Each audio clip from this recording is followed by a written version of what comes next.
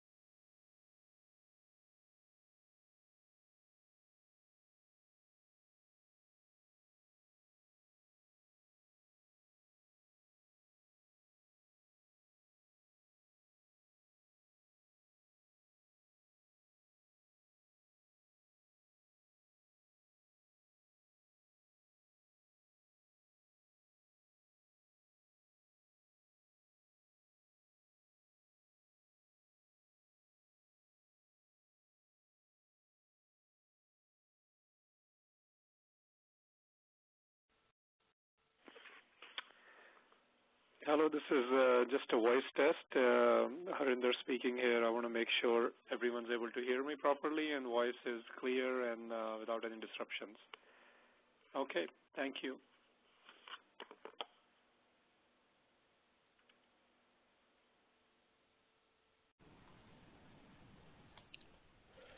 Vaheguru Ji Ka Khalsa, Vaheguru Ji Ki Fateh. Thank you all for logging into the Sikh Research Institute webinar today.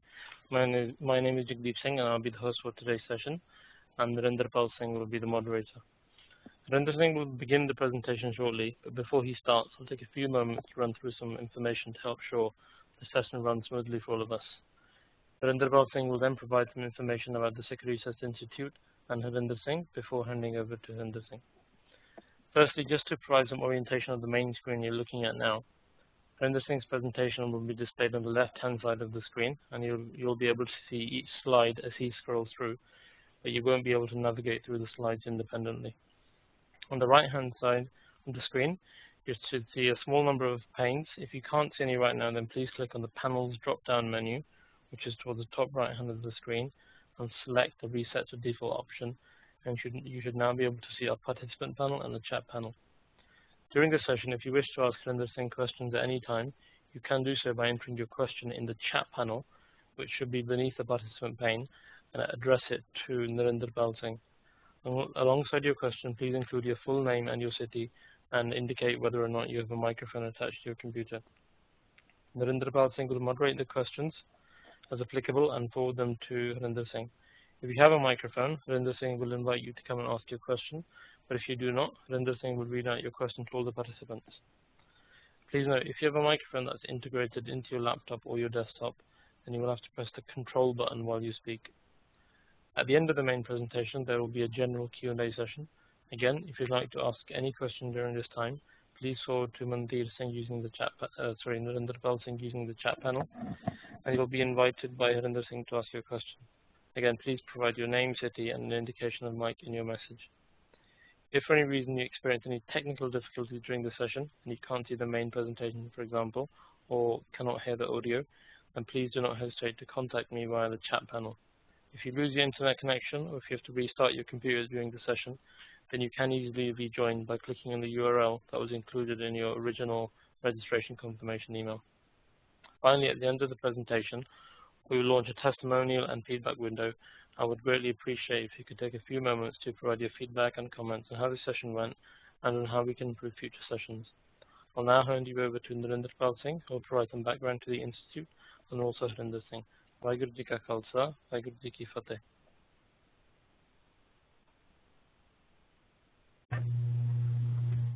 Vaheguru Ji Ka Khalsa, Vaheguru Ji Ki Fateh. My name is Narendra Pal Singh and I will be the moderator for today's session. We are delighted to have you with us. Let me share a bit about the Sikh Research Institute, or SikhRI. Over the last 7 years, SikhRI focused on community development through programs such as leadership programs developing visionaries, have trained 3,000 worldwide, educational seminars stopping misinformation, reaching 300,000 globally, K-12 services teaching values and language skills, serving 41 schools, 500 teachers, and 1,700 students. We ask for your financial support to continue this work, so please donate us by visiting us on the web at www.sikhri.org. Thank you very much. Let us begin our session today. Your instructor today will be Harinder Singh. Harinder Singh is the co-founder and the executive director of the Sikh Research Institute. He is an interdisciplinary researcher and a global orator. He survived the programs himself and recently presented on this theme at the Oxford and the Cambridge universities in the United Kingdom. Here is Harinder Singh. Vaheguru Ji Ka Khalsa, Vaheguru Ji Ki Fateh.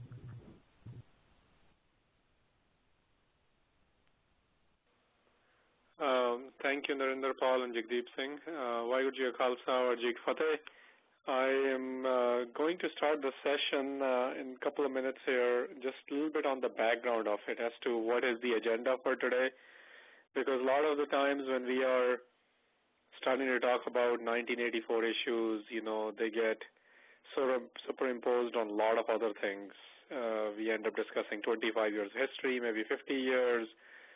But I understand as a context and a pretext we need some of that, but for today's discussion purposes, we'll keep it on what happened in November 1984. So once again, thanks for joining us on this Saturday morning or evening if you're in Europe. We're delighted to have you, and I'm going to try to finish everything actually within an hour so we can have a little bit more lively discussion at the end with potential solution and whatever else is in your mind. But feel free to start sending your questions 20 minutes to the presentation. So here is a little bit of an overview on what I want to talk about today. I do want to start with discussing a little bit about what exactly to call what happened in 1984, and we'll talk about politics of genocide behind it, a little bit into the sequence of event of November 84 or what led to it, and then bulk of the time will be spent on talking about are there patterns of the violence which occurred in 84, or can we establish our patterns? What was the role of the administration at the time, police, the data keeping which was going on, what are some of the independent sources saying about it, including the world press. I'll spend a little bit of time talking about my personal take on the whole thing. Then we'll get into some of the casualty figures. I do want to also talk about what was the immediate response of the Indian state at the time, like within 6 months of when this happened. And then we'll get into a little bit about what can you do and what's available as a solution for the victims and the survivors, and I would say overall for the Sikh community if they want to pursue things. So with that, let's start a little bit on the what to call this. I'm sure all of you have heard lots of different terms. Some people call them riots, some say carnage, some say pogrom, some say should we call it genocide, some say massacre. And all these words, well, at least some of them have particular connotations. They all have certain connotations, but some of them have more legal connotations as well. So I know at the highest level we would love to have everything be a genocide. Why is it that things are not called genocides? And that's what this first slide is talking about. Well, you can read the definition or the parameters from the UN's Convention on what is a genocide. What I do want to focus on is what's the first 3 bullets there. If you look at those, killing members of the group, causing serious bodily or mental harm to the members of the group, deliberately inflicting on the group conditions of life calculated to bring about its physical destruction in whole or in part, we obviously easily meet all those criteria.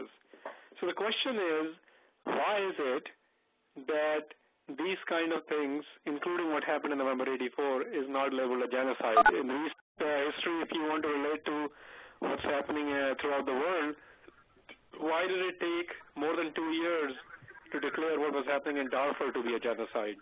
And this is what I'm going to say, there's a politics of genocide, and part of the politics is that if some place, an area, is declared a genocidal area in the world, then it is the moral duty of the nations in the world, who are at least UN members, to go intervene.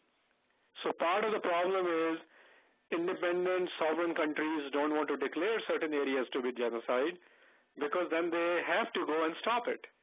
And so they look in, there are multiple things going on to see whether they should even interfere or not, whether it is in their business interests or not, whether this will create problems for them for their own resolutions showing up in UN next time. So it's not as simple as calling something a genocide. The problem with that is that we don't have, we need to have a more legal understanding of it, and there are groups of Sikhs, at least one I know, who's working on these things, and maybe they should understand. But for our purposes, there is a whole politics to why something is not declared a genocide, and part of it has to do with, even if you meet all the criteria, part of it has to do with this moral duty of nations to go stop it. Okay, with that, let's talk a little bit about what was happening at the time. Excuse me. Well, basically, the only pretext I want to talk about here, or the context in this case, is that prior to June 84, there are all sorts of different things happening among Sikhs, against Sikhs, or in context of Sikhs within the Indian state. There are lots of civil disobedience, mass civil disobedience movements are going on, mass number of people, sometimes these things are called a fringe movement or fringe groups are doing these things. No, you have 300,000 people who are protesting and being arrested, Indian Army capping percentage of Sikhs in the army, unsettling of the river water disputes, and including that decorated Sikh soldiers being humiliated at Asian Games, or some of them not even allowed to go sit in the games which are happening in the capital city.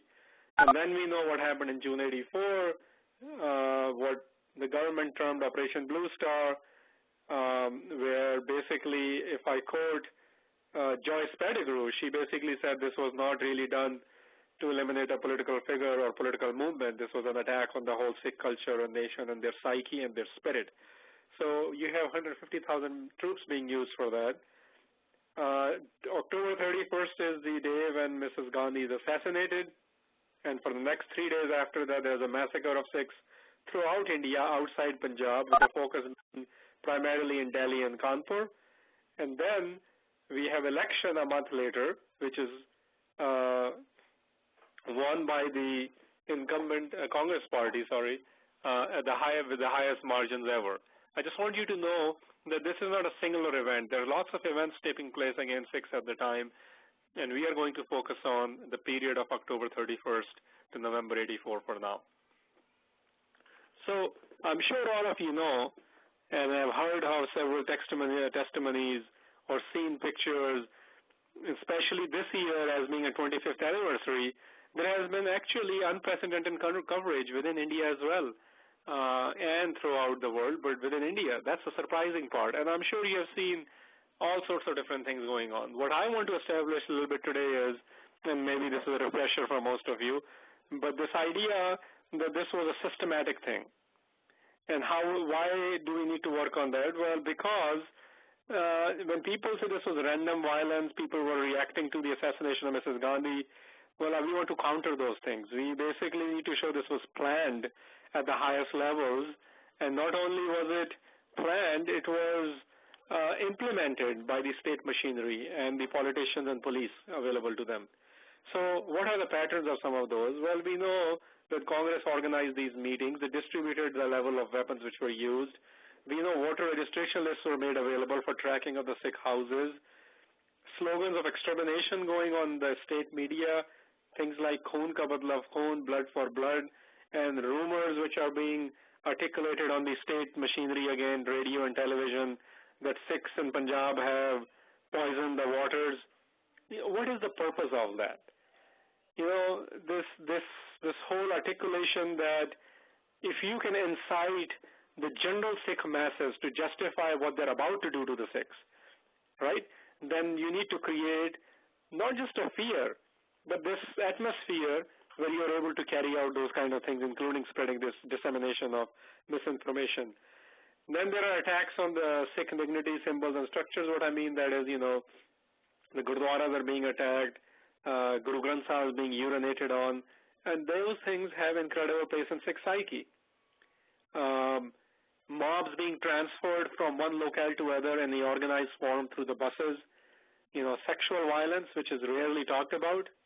We sometimes end up focusing on how many men are killed and how many businesses were burned down.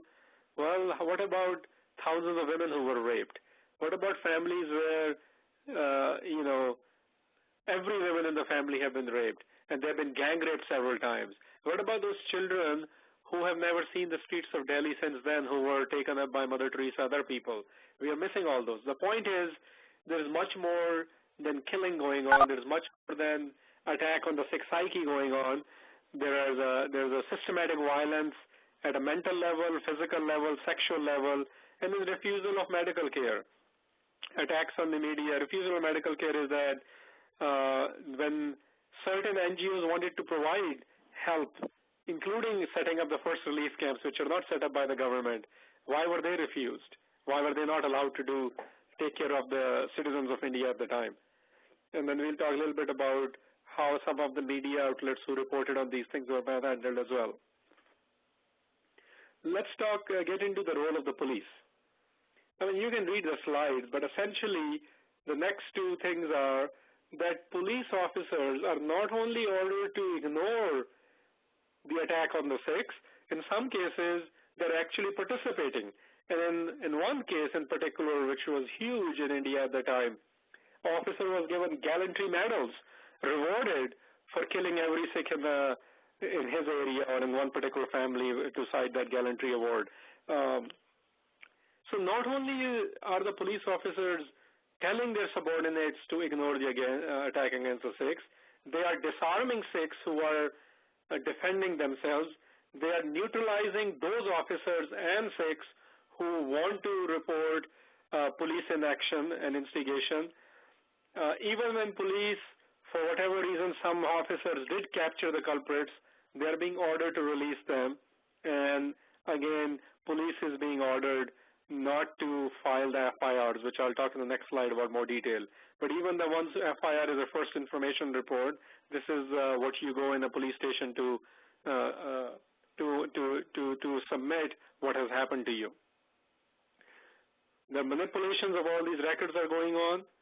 Police is not recording the information. Police is, if they're recording, they are intentionally missing names, not writing certain names, not writing exactly what the victim is saying, and whatever the victim is asking to write, FIRs are not including all the charges, and then certain FIRs just are not being written at all. They're refusing to even write an FIR.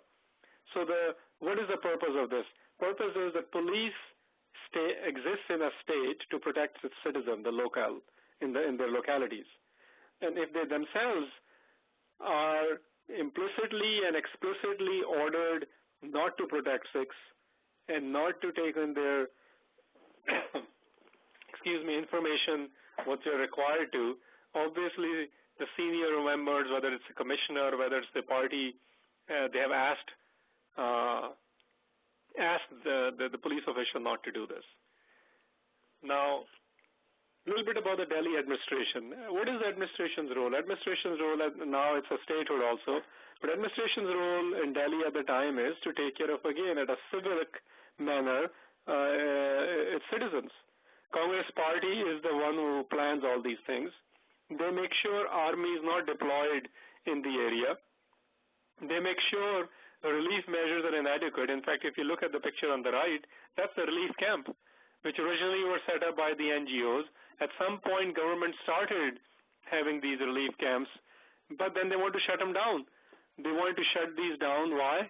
Because administration thought, well, these NGOs are gathering data, and their data will establish what exactly has happened.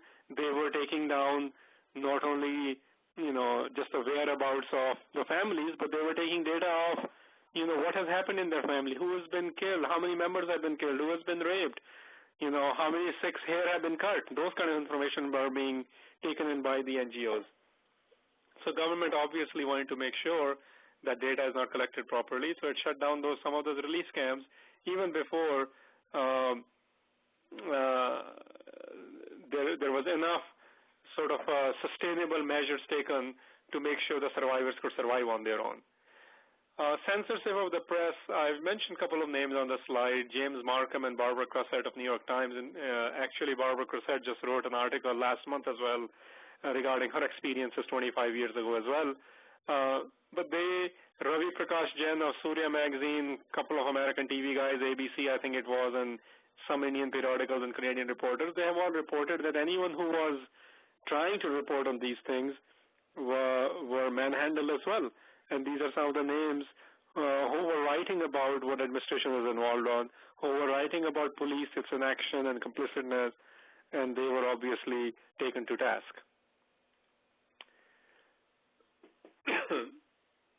Now about the Indian governance, this quote is from a retired Justice V.M. Tarkunde, and I want to focus on what he's saying. Two lessons can be drawn from the experience of the Delhi riots. One is about the extent of criminalization of our politics, and the other about the utter unreliability of our police force in critical situations. So let's focus on this. This is not a Sikh opinion. This is the Indian opinion. In fact, all the quotes are going to be from non-Sikhs, and I'll mention where I'm talking from a Sikh angle in a couple of slides. So he's saying the justice from India is admitting there is a problem, there's a criminalization of our politics. What does that mean? Basically, criminals are the ones who are running the parliament. They are the ones who are running the administration. If they are the ones who make the laws, how can you rely on the implementation of the laws? That's the first part. And second is your unreliability of the police, which has been established in earlier two slides. So what can a citizen do? If a politician who is elected as a representative of the people is not able to first establish particular laws and then get them implemented, and then police is not able to protect them, what can a regular citizen do? And any time who questions these elements in India, especially the Sikhs do it, and this is what the cover of Manushi is saying. If you look at the line at the bottom, it says, in the name of national unity. Anytime you question the laws and the police roles, Indian government's rhetoric is, you are disturbing the national unity. And Manushi's editor very bravely was the first one to say, what the hell is this? She has a picture of a Sikh woman on her cover. Manushi is a women's journal. Manu Kushwar is its editor, and she basically says, you are doing all this in the name of national unity, which means, we need to be critical about asking about the laws in India and their implementation of those laws, and then the role of police at all levels. Now, let's first look at this other quote by Justice SikhRI, who is a retired Chief Justice. And what he says is, the Prime Minister's assassination was seized upon as an opportune psychological pretext. I want to stop here for a second. Psychological pretext. What does that mean? I want to come back to that for a second. To those bent on exploiting the tension for political and material gains, to trigger off a massive, deliberate, planned onslaught on the life, property, and honor of the comparatively small but easily identifiable minority community. Justice SikhRI has written what he wants to write, and you can see, all of you are very familiar with it, I'm sure, how there was an onslaught on life, property, and honor of Sikhs. But I want to focus on this other part, psychological pretext. Now, let me blow this up. Based on what we know already, we know the assassination took place on October 31st around 10 a.m. There is not a single case of any killings reported until about 20 hours later, until 6 a.m. next morning. So if the government says that this was a natural response, what happened in Delhi, well, they call it riots, and I'm not going to spend time talking about riots. We know they're not riots because two sides didn't fight each other, and they were at minimum pogroms or genocidal killings. But they say, the government says that this was a natural response by the people. Well, is it really? If it was a natural response, why were 24 hours, what happened in those 24 hours? My suggestion here is this. Just like there was Operation Blue Star, which was for Punjab, and it wasn't just about Amritsar and Gurdwara subcomplex, it was about enclosing the whole Punjab and cutting it from rest of India, an operation operated all over Punjab. There was going to be another operation, and there have been suggestions to this, but this is more of a reason to think like this, that Operation Shanti was going to take place. If you remember in 84, the birth anniversary, or Prakash Purab, as we say it in Sikh tradition, of Guru Nanak Sahib, was about 10 days after November 1st. If there is such a deliberate plan, we know the planning is already established by various commissions, and SikhRI included, Justice SikhRI's report, Abhay Tarkunde report, Rajni Kothari, Gobinde Mukte, who are the guilty, all these people have said this was definitely planned. There's no question on it. My suggestion here is, I submit to you that this was going to happen regardless of Mrs. Gandhi's assassination, because if it is such a systematic plan, what happened was they preponed it. Otherwise, how can you have all the kerosene oils, voter registration list, buses shuttling mobs from one location to another, and the systematic way it is being done throughout Delhi, even 25 miles apart. It's exactly the same pattern everywhere. They were going to do this to the Sikhs outside India, because in Punjab they focused on Guru Arjan Sahib Shahidi, which is when Sikhs gather for the largest in largest number everywhere, including the Warsaw complex. And outside India, everyone knows Guru Nanak Pasha's Gurpurb is where Sikhs gather in their locales and in their cities everywhere. And this was going to happen regardless.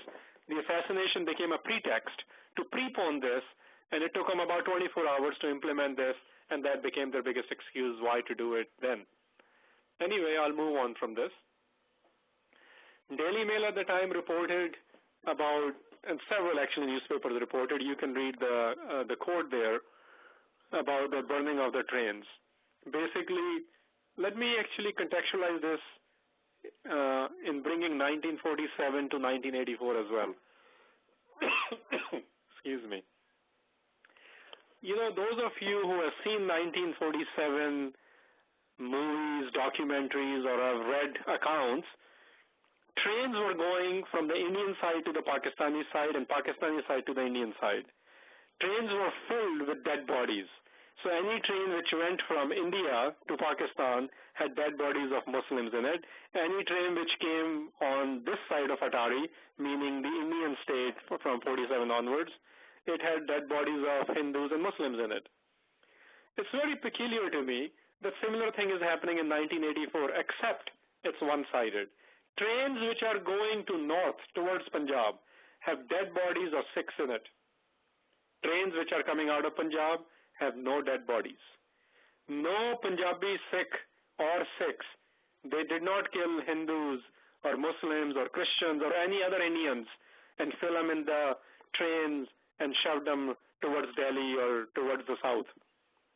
But we know for a fact that there were several dead bodies on the trains which were going towards Delhi or towards Punjab. So this idea of violence is sort of related in a historical sense, but the only difference this time is that this is one-sided, and Sikhs, you know, although they are blamed all the time, and Punjabis that they are the violent people, we see this nature of violence being completely one-sided, and it is not just happening in Delhi. These were the trains which were going from UP and MP and Bihar with the dead bodies of Sikhs in them. This next again, it's the same thing which is being mentioned here, but I am focusing on these two words, systematic and widespread here. I mean, we have enough data. I want to look at the patterns again, as I mentioned earlier. What's the pattern? Well, if it's systematic and widespread, these are the two phrases which, as a novice, I have learned from the legal jargon. You need to prove that something is genocidal. Well, systematic part we have been talking about, widespread what I want to spend a little bit more time on.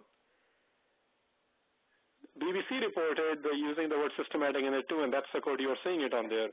But how is it widespread? Well, what we generally hear about is only in Delhi, but even within Delhi, Delhi is not a one small metropolitan city. You know, the greater Delhi, this was happening in Trans-Jamuna, which is actually across the river, Jamuna River. This was happening in South Delhi. This was happening in West Delhi.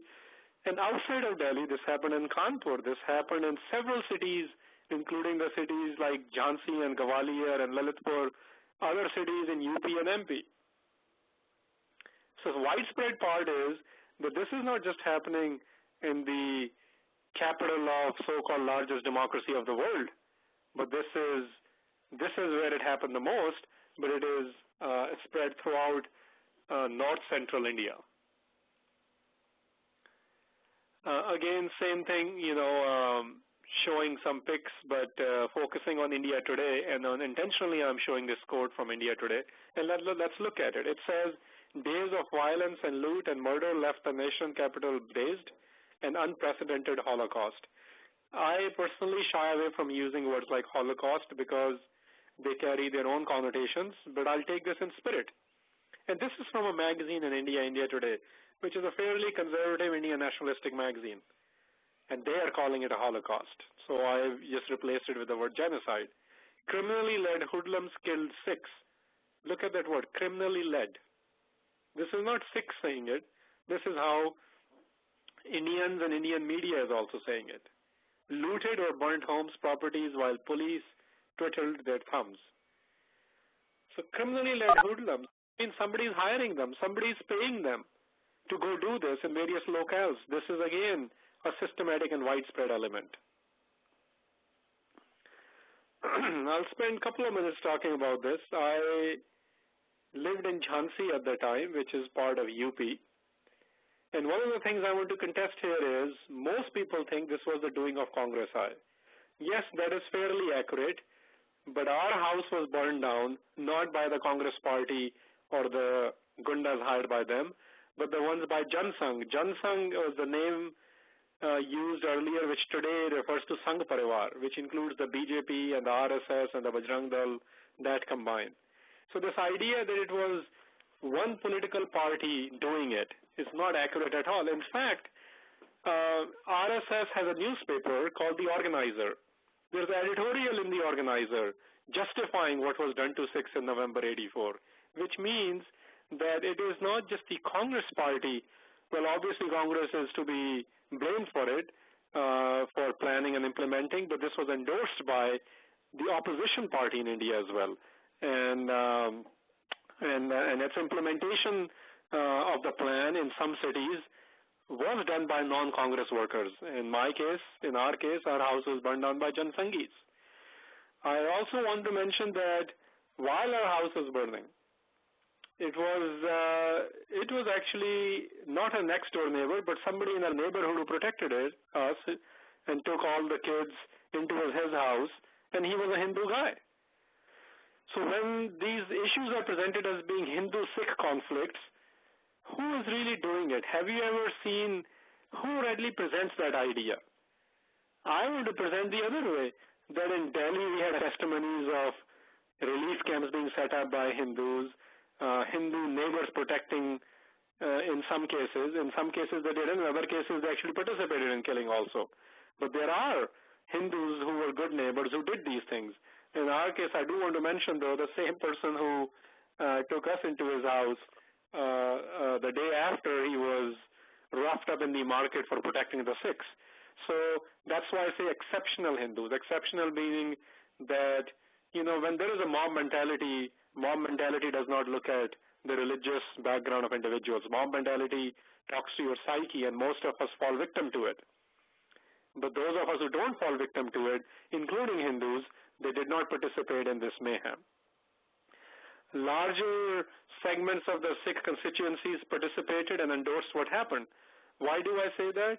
Because I also remember in Jhansi that the Arya Samajis came to meet my grandfather. Arya Samaji is one of the Hindu groups as well, but they are considered more Vedic groups. And they said, we want to take out procession to show Hindu-Sikh unity, and that's how they talked to us. But when the procession was taken out a week later, their slogans did not say Hindu-Sikh bhai bhai, they kept saying Hindu-Hindu bhai bhai. So that kind of manipulation was going on. But I want to mention something else from the Indian press. Even people like Amitabh Ghosh, who's a very celebrated Indian author right now, who lives in New York now, but at the time he was in New Delhi, he wrote an article at the 10th anniversary of November '84 in New Yorker magazine called Ghosts of Mrs. Gandhi. And even somebody who is leftist, progressive, intellectual in India at the time, living in Delhi, he says it took him more than 10 years to write this because even people like him were either fearful of what the state might do to them or were taken in by the mob mentality which was operating in India at the time. So, yes, it is Congress, yes, it is opposition parties, but yes, it is also endorsement by several peoples and states and media organizations on what was being done to the Sikhs. Police inaction and subjugation, I think we spent enough time on it, so I'll move on in the interest of time. A little bit about the numbers game. Although the definitions which are international conventions, they don't get into how many people are killed. So it's not, it could be one person or it could be 100,000 people. Genocide word does not really care how many people die. It's looking at the systematic and widespread system. But let us talk about numbers because they are important. And here's why they're important. When Pinochet is tried in Great Britain for killings in South America, you know, in his case, it's 800 people. An international community issues a warrant in Spain, arrest him, and they try him in England. So sometimes we feel, these other cases, maybe there are too many people killed or large amount of people killed. Not really. All this is happening. Government says 2733 people killed in its white paper.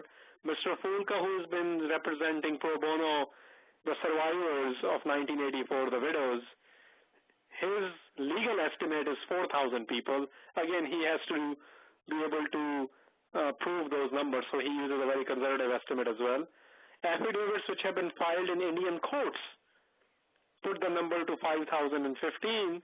Madhu Kishwar, who is the editor of Manushi Journal, who was part of the ones gathering the data initially, says at least 10,000 have been killed.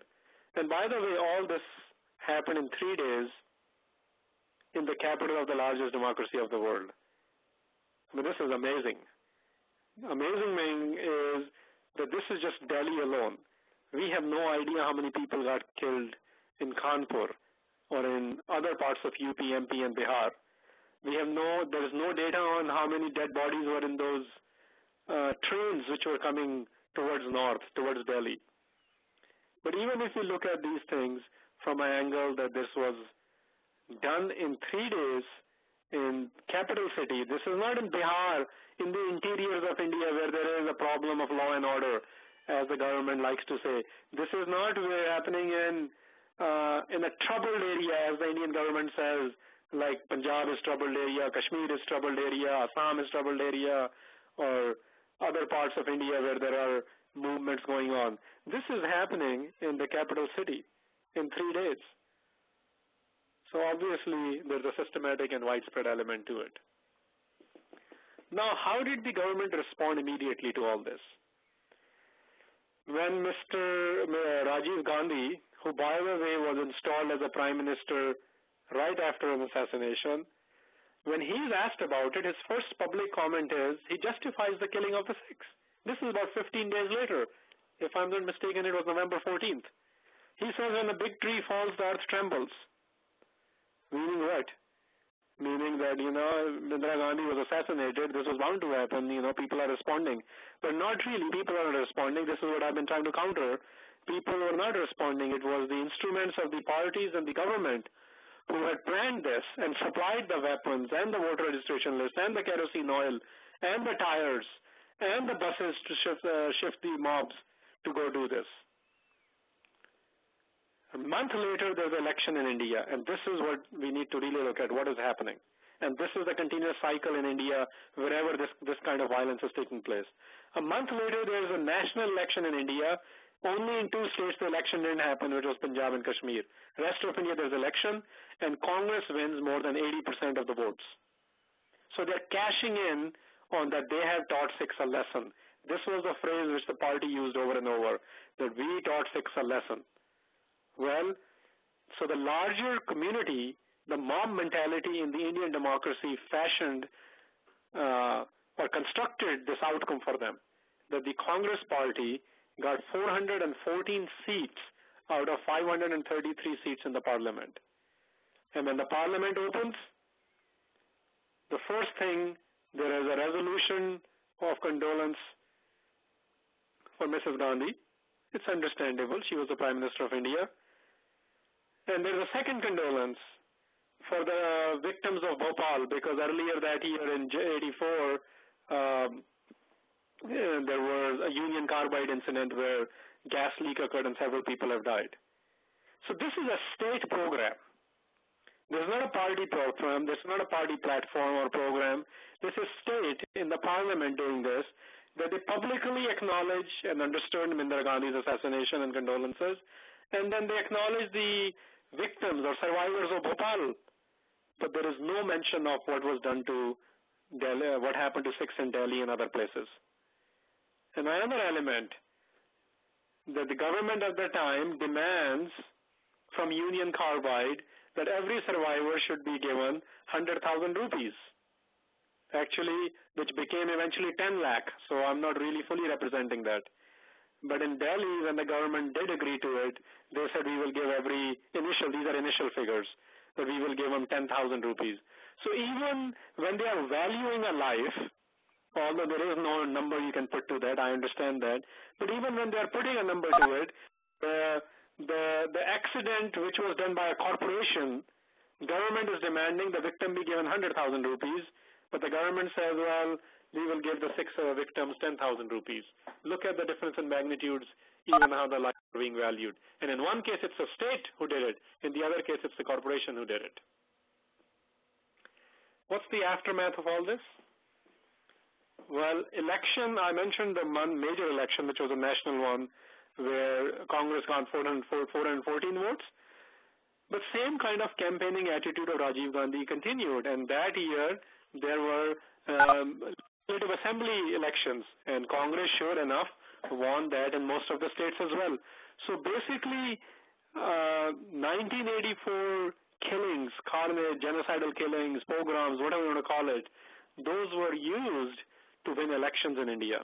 And this kind of trend repeats. We have seen this in Bombay when Muslims were killed there in 93, is it?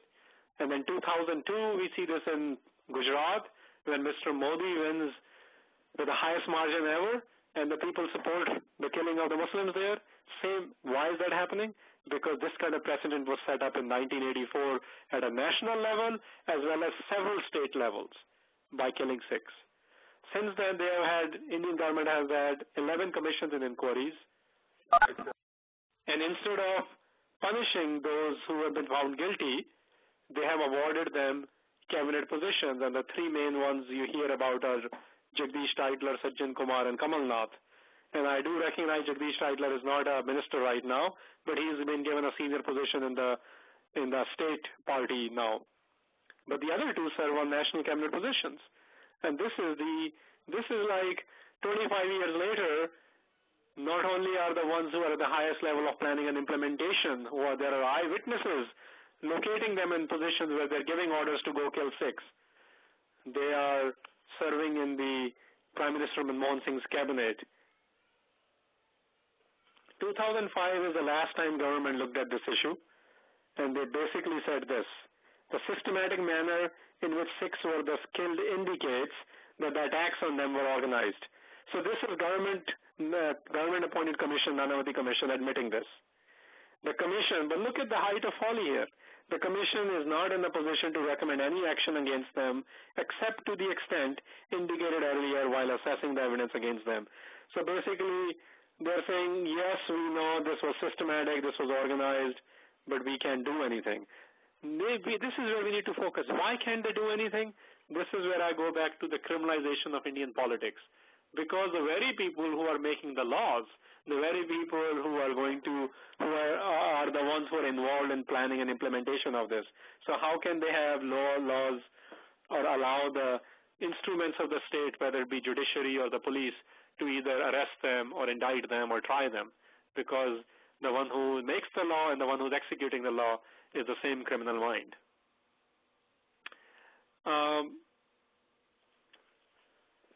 I want to actually completely read Jaskaran's quote. She works for Insaf. And she says the Gujarat pogroms of early 2002, when the state leaders of Bharatiya Janata Party organized massacres of the Muslims, demonstrated the result of failing to hold state actors accountable for previous gross rights violations of human rights, such as the November 84 massacre of the Sikhs. So basically, because of what happened in 1984 to the Sikhs, where people got away with it, not only they got away with it, they were elected to the highest offices, similar pattern is existing. And I mentioned earlier about Bombay, and now this is about Gujarat as well. Pogroms will recur in India, unless the state acknowledges and records these violations in a transparent and honest manner towards cleansing itself of the people and the institutions that perpetrate these crimes and addressing the survivors' right to knowledge, justice, and reparation. So she's point here is that you really can't expect much to happen in India unless state is willing to go this route, what Jaskaran had suggested here through Insaf organization. I think the question I want to pose, and I'm almost done, then we'll have a lot of time for question answers. As Sikhs, what can we do? And I know this question comes up quite a bit, so I only have 2 answers here. One is really about developing our own attitude. As Sikhs, we need to get out of the way the world thinks about these issues, because, you know, there is a world history, there is a world politics, there's American politics, there's Indian politics. What about the Sikh politics? What about the Sikh psyche? What about the Sikh culture? What about the Sikh attitude? I want us to remember those, and I want us to revive those. I want to look at how can we respond to these things from a Sikh angle, because Sikh angle was never about being a victim. We can't be that, you know, state did this to us. States do this all the time.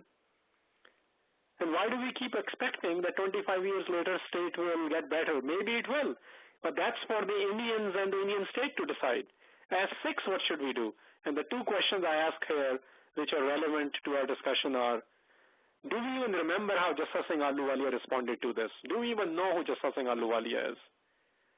When Jassa Singh Ahluwalia, along with Hari Singh Tilno and Charat Singh is the grandfather of Maharaja Ranjit Singh, when three of them are faced with the exact same scenario, where Ahmad Shah Abdali, or sometimes people call it Durrani, did the Vadda Ka Lugara and rounded up the Sikhs and killed them, what did they do?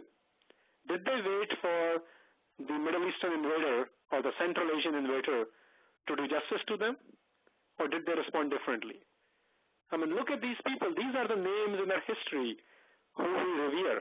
Jassa Singh Ahluwalia, what do we even know about him? Sometimes we feel, I don't know anything. How can I do anything? I don't have power. I don't have information. Just so you guys know, Jassa Singh Ahluwalia was a single parent. He was raised by a single parent by his mother.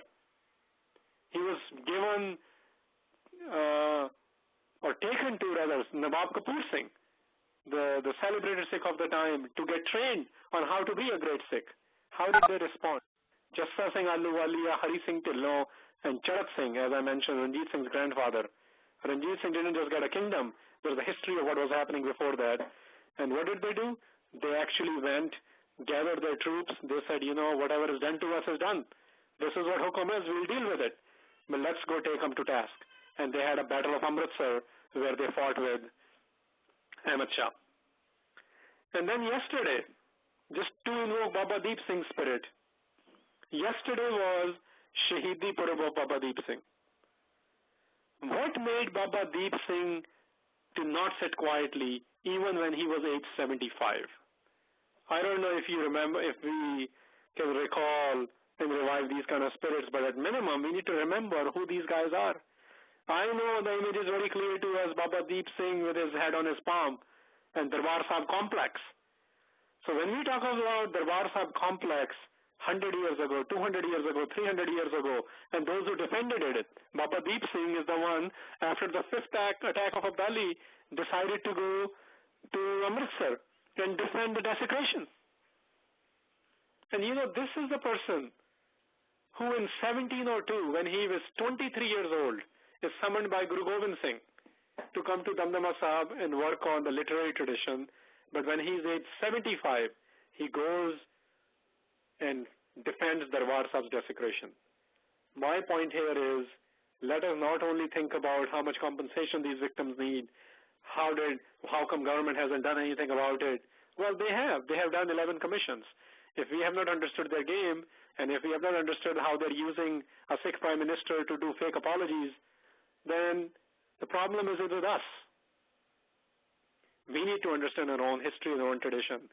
And what is it that makes, you know, that a person who is a fighting machine, who works on our literary tradition to improve his knowledges, and is doing that for the Sikhs, but at the age of 75 believes that it's enough, that I need to go defend Darbar Sahib as well. I think we need to understand our history and come up with our own personal responses to these things. So that's the first thing I think all of us need to do. And I know times have changed. The response cannot be by arms, but these responses are important, because sometimes you don't even know what these guys did and when they did it and at what age they did it and what prompted them to do it. I know the age today is different, but both of them are well-equipped in knowledges. First thing we need to do is develop a Sikh knowledge aspect as well, and then develop our own response. The response today could be, well, I can't tell you what could be. Only you know what it could be. We all need to go in front of the Guru and do our ardas and ask the Guru, how should I respond? So that's the first thing I ask all of you to do. Second, if you don't know what else to do, there are two organizations you can support, and there are only two that I can recommend. And SAF continues to look at these issues at a larger level. You can give them time, give them money. That's the simplest thing we can do. And I know it's a cliched thing, but not really. Anything in this world requires only two things. Either you have to give time to it or you can give money, and nothing gets done where people don't give time or money. The only organization which is dedicated to do this for fighting impunity in India is INSAF. Go to their website. Go help them. Support them with everything you got. And directly in 1984, Mr. Fulka is running Gyan Seva's 1984 Survivor Education Project. Go help that project. I don't know a third thing we can be done. First thing is you develop your own response in context of Sikh history. And I invoke the spirit of Baba Deep Singh, whose martyrdom day was yesterday. And it happened in the context of Kallukara tradition. And second thing I ask you to do is support the organizations. And I know there's a list of organizations and it's confusing who to support. I only gave you two because they have a very concrete, very specific agenda on what they're trying to do. Last slide I have is what's next. And then it's open for question and answers. Well, what's next is this. You know, India is 1/6 of the world population right now. This issue, yes, it's a Sikh issue to some point, but it's a larger Indian issue and it is a world issue. Every Indian needs to think about this. Every world citizen needs to think about it. What has been done in cases like this? Well, at the international level, there are two options.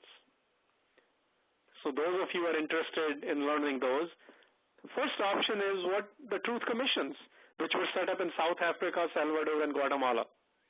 The only sort of a different thing in the first option is South Africa is the only country in the world where this happened, where the minority community actually inflicted punishment or persecutions on the majority community. Regardless, the idea of truth commission is at least two effective investigations. These kind of things can be enforced. The other is court actions, which have been done in Rwanda, Argentina, and Chile. So if you really are looking at serious options, those are the two things which can be worked at international arena. At the Indian arena, it's not enough to have, every anniversary when approaches, a month or so before that in India, you will have few convictions. All of them are small fries. It's not going to do it. Criticizing the role of police, indicting a couple of people and finding them guilty at a smallest level is not going to cut it. What really needs to happen is the government of India needs to bring accountability to themselves, and they need to hold themselves accountable. How can you do that? You need to redress the architects and the orchestrators. So if India is serious about it, if Indian people are serious about it, which it seems to be gaining ground, after the 2002 massacre of Muslims in Gujarat, that became a national issue. It became an international issue. That has helped the causes of minorities, I would say, to some level. It has moved the agenda at least. In government, if it really is serious, instead of saying, let's move on, instead of saying it's been 25 years, instead of having half-assed apologies, what really needs to happen is, well, we know who did it. Let's try them. You can try them in public court, you can try them in criminal court, you can try them in international court. All those options are there. And the last thing I want to talk about is what Human Rights Watch said in New Delhi last month, about 2 weeks ago. And they're really appealing to the world. They're basically saying, they're appealing to the India as well. They're saying to Indians and the Indian government, you have an option to set a precedence. India has an option to become a world leader in how to deal with human rights violations anywhere in the world. The question is, and this is why it's a hard thing to figure out whether this will happen or not, the question is, when do the human rights get subsided in the interest of economic development? So is this a real choice or a false dilemma? Basically that India has a large middle class and a growing middle class. Western world has a lot of stakes in it. They have invested money in it. They want to make a lot of money from it. And they have other interests like they need a stabilizing force against China in Asia. So the question is, even if I stick to the smallest level of economics, can India actually play its role in the best manner possible to even give lessons to countries like Britain and US? And what are those lessons? Let me talk about that for a minute. What we have basically talked about so far, that there's a near uniform cultural consent to the non-Sikh populations behind that response. What I'm saying is that how a sector of citizenry can come to be stripped of civil rights within the rule of democratic law through the near uniform consent of the majority community, this is the issue. This is what India is facing. But India is blooming while its internal violence is escalating. And this is the opportunity for India. United States, Britain, and other contemporary states can learn from the South Asian example, which is not anonymous, but it's very ordinary as power, fear, and identity politics jostle up against the commitments to rights upon which the democratic governments are founded. So without going into too much rhetoric on that, what I'm essentially saying is that India has an option to set a new sort of a stage. That yes, we want to prosper economically, but we also are developing a conscience. I think there is a certain class in India, with number of articles which have come in last 3 weeks within India, even by actors and directors like Shekhar Kapoor have written about it. I think there is an element which might surprise, which maybe it's time for serendipity. We shall see how the Indians and India will respond to this new sort of a trend setting in human rights and economic development in the world. I'm done with what I wanted to present. Let's open it up and send your questions to Narinder Pal, and he will forward them to me. Floor is open.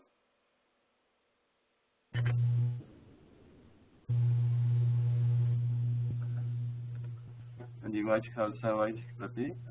is going to be a question from Yadwinder Singh Malhans in a bit. In the meantime, Harinder Viji, I have a question of my own. In your presentations at the Oxford and Cambridge universities, could you share with us some of the feedback that you received from the audience there on these themes? Is there do they look at it outside of our community, of the Sikh community? Does the non-Sikh community appreciate, since it's been 25 years and time passes and it may seem like a small sort of a blip in time that perhaps does not have the same sort of force today in terms of its importance to Sikhs versus its importance to non-Sikhs. And since we are this involves our Sikh community to sort of go outside and to have other people interested in this theme, I was wondering if you can share with us what you have seen when you present this theme to perhaps the external communities. Sure, thanks for asking that, Narendra Pal. My response is, well, first of all, I want to say that I presented this, in England, a few places. We have done this within the community in US and Canada as well, and to some extent in India. So the question is, how do the Sikhs internally, when we are presenting, how do they respond to it, and how do non-Sikhs? Well, it's very interesting. When non-Sikhs are confronted with it, majority of them are in awe. They're actually struck that how is this possible? Did this really happen? We didn't even know this has happened. So most people can't comprehend that how can a state do this to its own citizens. There are a few people who are sort of not sure whether what's being presented is accurate or not. And we try at that point to tell them that, hey, whatever you've heard so far and whatever references we are citing, with the exception of a few places where we said those are conjecturing or my own understandings, we have references on all that. So that's the response primarily at a non-Sikh level. At a Sikh level, I think it's mostly helplessness. Most people are pretty much, I would say, larger populations among Sikhs are very aware of, maybe not the details, but general ideas on what really happened to us as a community. And most of the propaganda of the Indian government has died down. But their response is, what should we do with this? What do I do right now? How do I help people? And this is where we need to be a bit more vigilant. We don't have too many answers, and we can't have too many answers. Because when you have too many answers, nothing gets done. We need a very concrete proposals to these things, and this is where we only have one or two people who are doing things legally. We have one or two people who are doing it at a rehabilitation education level, and we have the rest of us making a business out of 84 as well. I don't shy away from saying that. We need to go beyond that by asking a little bit more tough and transparent and accountable questions. So I think here what I've tried to do in this presentation is to give sort of three options on the last slide, what is available from a legal educational angle. But in the previous slide, I had mentioned what Sikhs need to do and how they can physically support, mentally support by educating themselves even further, and financially support by supporting those two organizations.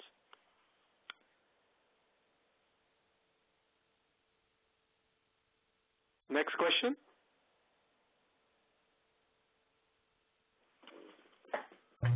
Sanjeevji, just trying to, it has a bit of a context behind the question, and this is from Yadwinder Singh Malhans. And I would just like to read the question and also set the context here, because there's some description here, which is quite a bit. The question being, should we get up and pick up arms once again, or should we build a wave to teach our own leadership a lesson and change it first, and then force the new leaders to fight this cause at highest levels possible, which I think would be more fruitful, says Yadwinder Singh. Just to set the context behind the question, when Yadwinder Singh says that he was just 8 years old when the events of 84 took place, and his dad had a subscription of the magazine called Sikh Fulwari, and he used to read the articles of burning Sikhs and alive and the atrocities committed. And at the time, he didn't appreciate or understand the events, but he still remembers his Golden Temple visit after a couple of months of Blue Star, and seeing all that and reading in the magazines, he used to think how someone can do these acts of crime. And so there are so many groups and societies, he says, and federations and individuals and Sikh media working tirelessly, such as INSAF. Still, in his opinion, it's perhaps not working as well as it could. And in his opinion, it's because many, sort of the mainstream Sikh leadership is not interested in it. So hence his question, should we get up and pick arms once again, or should we build a wave to teach our own leadership a lesson and change it first, and then force the new leaders to fight this cause at the highest levels possible? Well, I have to navigate through what has been said here, but I'll just pick up on the last part, which was, I think, the initial part as well. It's not my place to tell you what needs to happen. What is my role in being a facilitator to what is happening today is to give you a more comprehensive view. How have Sikhs dealt with it before? What happened? What options are available internationally? And as I said, every Sikh has to come up with their own response. Where we do have collective responses, you have option to implement those. And I've given that and SAF and Gyan Seva as being two options. Outside of that, you have to exercise your own judgment. Now, let me talk about arms a bit here as well. Guru Nanak Sahib says the ultimate weapon to carry is wisdom. So I think Ehran Mat Ved Hatiyar is a line in Japji Sahib. Why don't we start carrying that first? In fact, that's what I would say when I mentioned Jassa Singh Ahluwalia, Hari Singh Tallo, Charat Singh, Baba Deep Singh, I think all of you would agree that they were quite wise individuals. Our problem is not what the leadership is doing today. They are doing it because you and I are weak. You and I are inadequately equipped, both in knowledges, informations, alliances, and resources. So I really don't want to make this an issue on, because it's a cop-out as well. Let's blame the Badals and the SGPCs and the federations. Well, they're doing what they're supposed to do. Question is, are you and I doing what we are supposed to do? And this is where Guru Nanak Sahib's spirit I'll invoke again, wherein Asa Ki War he says, if you have a blind constituency, you're going to have blind heads of states. So, andhi rayyat gyan bihoni. The question is, why are we ignorant and blind? Rayyat is constituency. I think I want to bring focus on that. Yadvinder Singh and other folks who are on this forum and outside these forums, we really should focus on how should I respond. We have options to respond. Everyone should come up with their own options. There should be, and if you don't have any option, you have two options to support Gyan Seva and Insaf. Thank you for asking that. I have a question. I guess there is no mic, so I read out the question from Charan Preet Singh from Baltimore. I just wanted to know what kind of things have you seen in the past few weeks specifically that could signify some sort of mentality change or growth of conscience in Indians? Yeah, good question. Thanks for asking that. What I have seen is that the Indian media primarily, today's Indian media I should get into, is based on what I call their spokespersons for particular parties primarily, like Hindustan Times, Times of India, they're the two major dailies, they are party spokespersons. Then you have other papers like the Hindu, Indian Express, and the Asian Age. And if you look at just the coverage in those papers, not to even include any vernaculars or the regional papers, it's incredible. So I'm not saying, I don't want to say for a second that conscience has changed. I don't want to get into that because I don't have data for that. But what I do want to say is that there is incredible amount of coverage in the Indian media. And if you look at the covers to the 5 lead stories, probably the best thing to date available was on IBN, where they found and telecasted live on Indian TV the stories and of the survivor, the women. If you haven't seen it, please go Google it and you'll find them. Again, talking about, I saw all 5 of them, and they were done beautifully. One talked about it from a Sikh angle, how she responded. One talked about it that I was a kid and how I'm responding now. Another one talked about it from a very personal angle, that nothing was left in my house and I even joined and married a militant. Another one talked about how I have never even discussed this with my daughter because this is an ugly part of my life. This is the human dimension which is being brought out now. And this is for the first time I'm seeing. Sikhs have been trying to do it. Few Sikhs have been trying to do this, somewhat successfully, but now we are seeing it in the Indian mainstream as well, which is very good to see. The other thing which is not about Indian conscience, but about the world conscience perhaps, there is incredibly good editorials which are available in US. Jaskaran's editorial came out here. Shauna Jolly's editorial came out in The Guardian of UK. And as I mentioned, people like Shekhar Gupta writing blogs on it. It's really, these are inviting things. These are corroborations on what happened in 84. So 84 now is not a crazy Sikhs talking about things. When you used to talk about 84 10 years ago, even last year to some extent, it was like, oh, these guys, they're troublemakers. They want to bring up bad things out. No. Unless you deal with the reality, you deal with the trauma that there's a human faces to these things, we will never have resolutions. So this is why I'm saying it's good to see that, at least at a media level, that a space is being given to the Sikhs, to the survivors. Thank you for asking that. Any other questions or comments or criticism? This is an open forum. I have another one which is coming. I don't have a name or a mic on it. I guess there is no mic. It's from Nirvair Singh. What channels are available to Sikhs outside India for helping families who have been suffering since 84 at a practical level? Would it be possible to create a pen pal type of program for young children in those families. You know, I don't want to conjecture on what's possible, because I've personally been part of 3 efforts where we have tried to do this in last 6 years at least, several programs for survivors and the victims, including their livelihood, their rehabilitation, and their education. And in one sense, I'm very sorry to share with you that,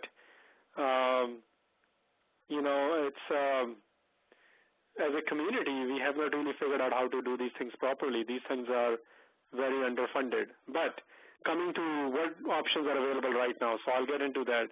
The only option, again, for the helping survivors you're asking, the Mr. Fulka is the only one I recommend and know of who's doing it right now.